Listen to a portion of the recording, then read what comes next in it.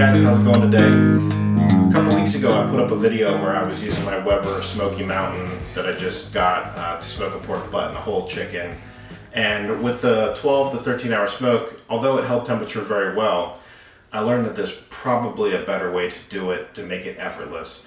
At least I think so. So what I did was I did a bunch of research, and that's to put a PID blower controller attached with internal temperature probes on the smoker, and that should help regulate by opening and closing a damper and by blowing the air into the coals to control the temperature at a much tighter range than having to go over there and adjust the dampers a little bit here and getting that fluctuation throughout to where you really have to be out there paying attention the entire time.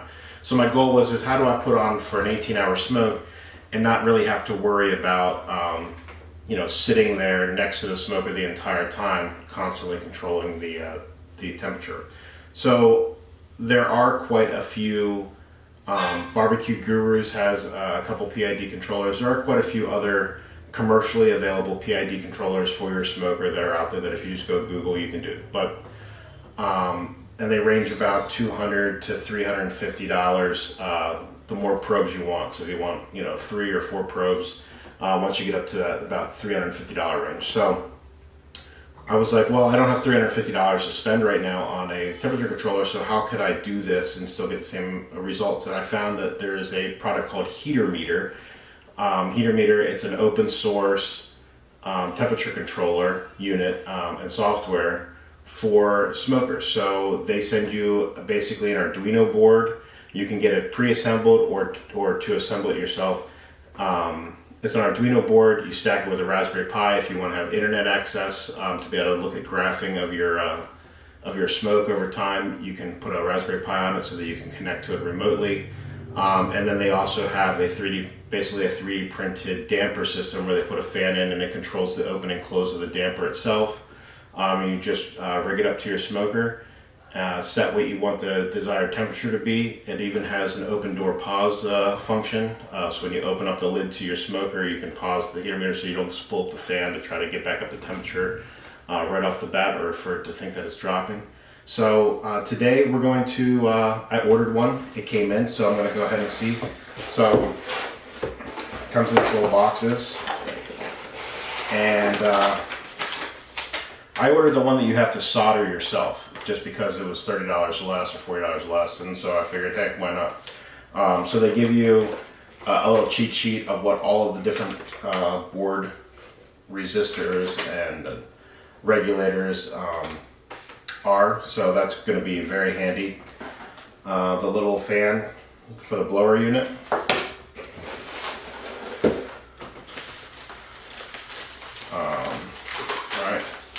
So this person, they 3D print cases, so I got one of the black cases for it. Just has the holes and everything punched out for you to see.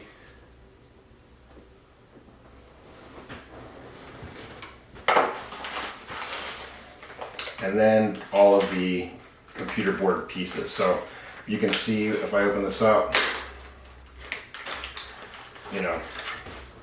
it's just a blank circuit board, and then a bag full of all those pieces that we're going to be soldering later on. So I'm not going to double them out now because I want to make sure I don't lose any of the pieces before I start soldering. I don't want to have a controlled environment where I'm not dropping anything.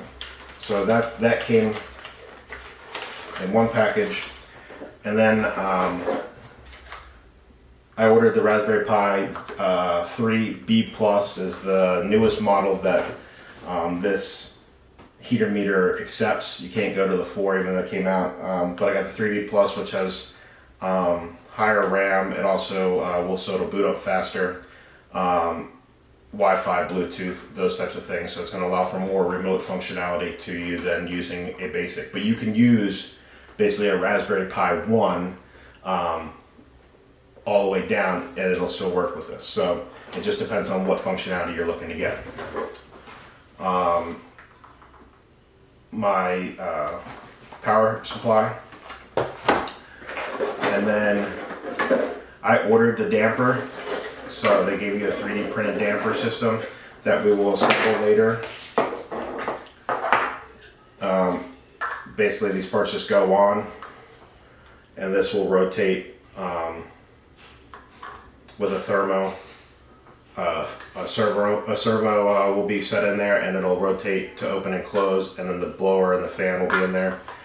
So that'll all be put together, and that's what this is. Got the Cat 5 jack for the power, and the controller for the fan, and then the little servo controller is also in here, and just an adapter. All right, so just getting set up here to solder. This is the first time I'm soldering a board ever, circuit board. So I've been watching a couple YouTube videos on how to do that. But what I thought was interesting, so when I take all these little resistors have color codes on them, and I don't know if you can see that in the picture frame. But there's like little colors that rib the side of them here, and so what I did was that in order to try to make this as easy as possible, because there's so many of them, I sorted everything out by color, made sure that I had all my resistors just like this. So I could literally just lay this down, and it's going to show me what resistors are where before I get started. That way I don't mix them up. And then also on this paperwork it tells you, let's say for like this 1K OHM resistor, there's a 4 total, which I have all 4. 3 of them are for the base, and 1 of them is for the LCD board. So just wanted to quick show you that before I get started on how I kind of sorted everything out here. So we got started here, and we're actually moving pretty good. There is a video on their website that actually walks you through step by step, tells you which one to do next, how to solder, and he's just showing it to you as he builds it. So I've been following along, but definitely laying out all the pieces prior to doing this helped a lot. And for my first time soldering, it actually is going pretty well. So yeah, highly recommend it. And it's kind of fun to kind of see these things come together, not really knowing what goes into it if you don't do it, you know, all the time. But the one tip I would just make sure is that you're putting your solder iron down on the pad itself, making sure that that's getting hot for when you put in the when you actually add in the solder. So you're not just soldering the lead from the resistor or whatever you're putting in.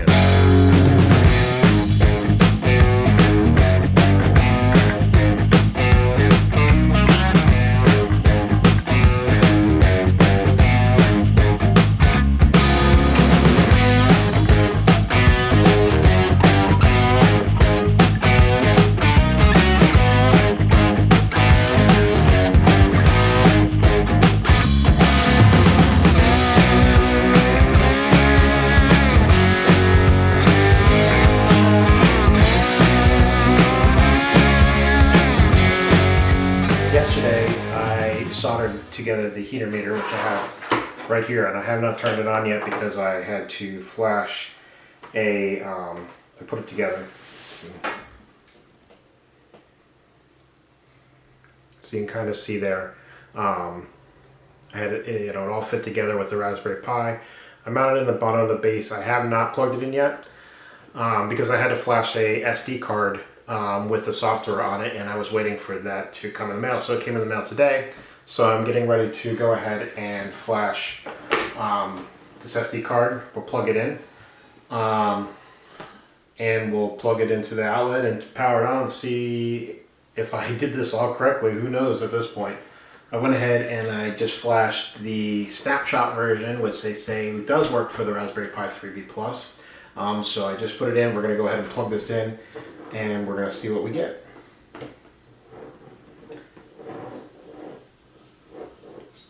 So almost immediately it's powered on. So it looks as if that that fixed it. Buttons are working. all 4 buttons are working, my IP address. So if I go to 192.168.1.22, look at that. So on my computer screen now, it is connected to this probe. So it's connected to the internet in my house, which is great. And probe 3, 70 degrees. So right now we are, all 3 temperature probes are working. Let's go ahead, we're going to go ahead and put this in the case.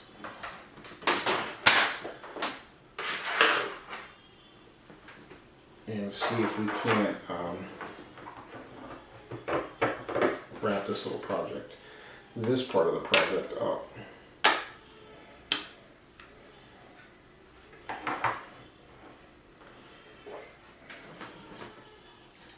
Now, there was one pin underneath the LCD screen that was touching the USB jack, and so I just bent it a little bit so that would not short out. I got everything plugged back in here. I just want to show you that when it boots up, it's going to tell you the IP address to go to on your website. .1.20 is what mine is. So it's going to bring up the heater meter. So over the past 2 days, originally the server that came with mine was burnt out, wasn't working, whatever the story might be. So I had to order a couple more servos offline and rewire the jack. So make sure I'll put a picture below of the wiring configuration for the Cat 5 jack. So you just want to make sure that you're wiring the signal, the 5 volt, and the ground correctly, number-wise, on the system. So once I got that done, I got everything plugged in. What's great about this is 2 things. You have control on the actual unit itself, but you also have remote viewing control over time. So if you were to set this up over at midnight and while you sleep it's running, when you come in the morning, you're going to be able to see how your smoke did overnight, where the temperature is at, how much the fan had to run, whether the damper was open, and it's really great for just giving you the insight into your actual smoke itself. As you can see in here, so I don't know if you can see this aspect of it, but basically if I set that I want this fan, I'm going to set the pit temp to be 225. It opens up that damper because it knows that in this room I don't have any probes attached, but in this room right now it's definitely not 225 degrees, so it thinks it's going to spool up. So it opened the damper 100%, and that fan is kicked on to 100% to try to get this, what it thinks the smoker, up to temp. So if I was to go ahead and plug in, just to show you, I'm just going to plug in one thermometer. It's reading the temp. See how all of a sudden on here it's showing, on the screen it's showing 68 degrees, which is what it is in my house right now. Alright, so I finally got the jack and everything working for the heater meter and the damper and that amount of thing. Now it was time for me to figure out how to connect this to the Weber Smoky Joe. So it comes with 2 attachments that slide onto this front part, and this one is threaded inside of the circle there. So what I did was I went to Ace Hardware and I found it's a 1 inch down to 3/4 inch threaded fitting that fits in the top here. And then I'll attach a nipple like this. And then I got some lock nuts. So what I had to do was have to create something to go around the actual damper on the Weber Smoky Mountain, the smoker. So I had ordered these stainless steel, they were 1 cup or 2 cup stainless steel bowls off of Amazon. There's 2 of them for, I think they were $10. But this came a day late.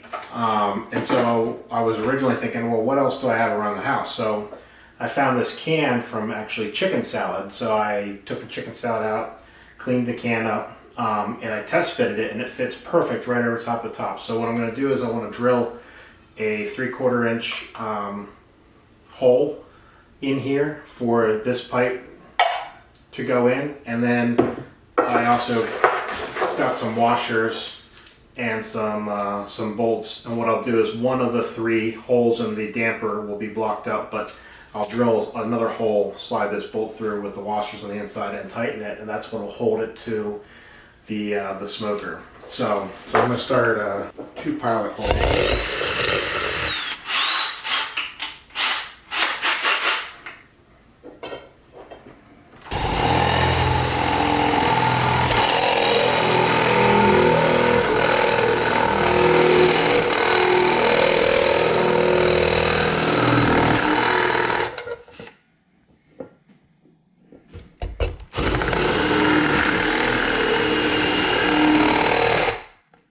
Getting pretty hot. Whew. Definitely hot. Did not expect that. So let's see where we're at with this pipe. Gotta go a little bit more. Not too much more.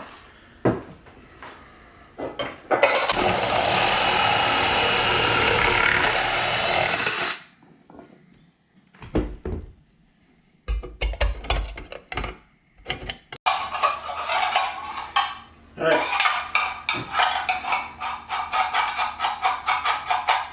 Perfect.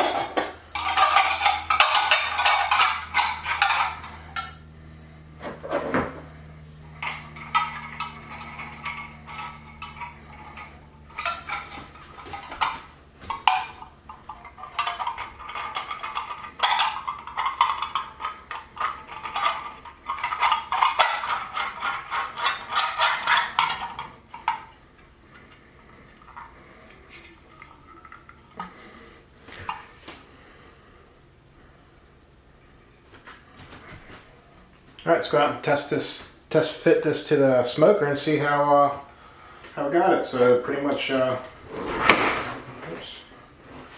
So this snaps into this. Go on the smoker like that. Out here, just do a test run. So this is basically going to go right over top of this unit, just like that. And now I got to put a screw through and attach it here.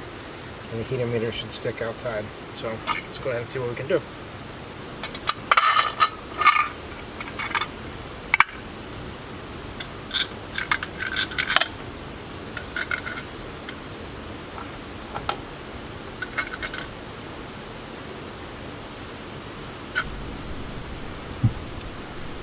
So,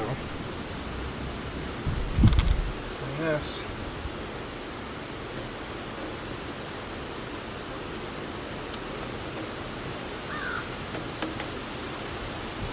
just fits on like that, and the cord will run out, and we got ourselves a heater meter installed.